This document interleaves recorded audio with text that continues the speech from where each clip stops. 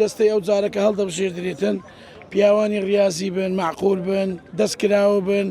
یعنی بەعزە خەڵکێک بێ پارەیان پێ بیتن یعنی حکومەت هاوکاریان بکە حکومەت پشتیان تێ نەکاتن ئێرەوە دەستخۆشێکی گەرم لەسەرۆکی حکومەتی هەرێمی کوردستان دەکەم بەڕێز کاک مەسعود بارزانی کە هەڵسا بەدابینکردنی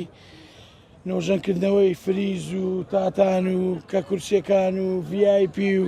ئەو تشتانەکە بەڕاستی دو خەڵکی شاری هەولێرەوە سەربەرزیە کە لەو قەیرانە داراییانە هەڵساو بە نۆژەنکردنەوەی مەلعەبی شەید فەڕەنسۆ هەریری ئەوە سەربەرزی و هەموو خەڵکی هەولێر دەستخۆشی لە بەڕێز کاگومێت خۆش ناویش دەکەم و هیوادارم ئەو خەڵکە لە ڕاضەی هەولێرێ تێبگاتن ئەمە داوایەکمان لە بەڕێز وەلی شار هەیە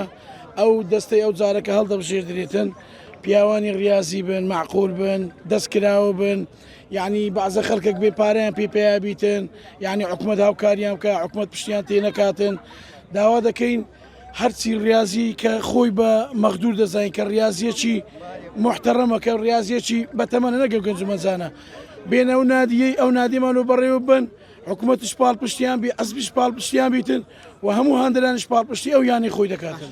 بەڕاستی ئەو ئاستەی کە باز دەکەی کە سێ چار گەمەیە ئەو لاعیبە کوردانە بەڕاستی بەخیرەتەوە گەمەی دەکەن بەڕاستی خۆیان ماندی دەکەن ئەو لاعیبانە کە چەند مانگەکە لە پشخەتەی کەتینە لە پشخەتیان فرەداینە ئەو ڕۆکەوە چەندەوە چار گەمەی دەکەن بەڕاستی شەڕیان لە هەولێر کرد هەولێریان سەری خست داوا دەکەم دو ساریدا بێ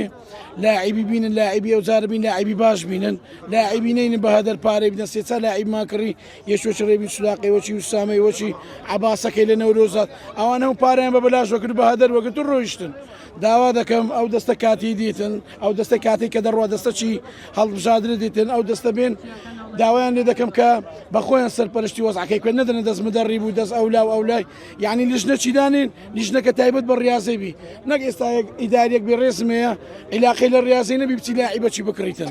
نەخێر ئەوە دەبی لیژنەک دان بدرێ هەمووی ڕاضی بن لاعیبە چای نە بە موافقەی هەمووان بیتن نەخێر دەبی ئەو شتە چارە سەر بکە نابی لە هەولێرێ شتە ببینێتن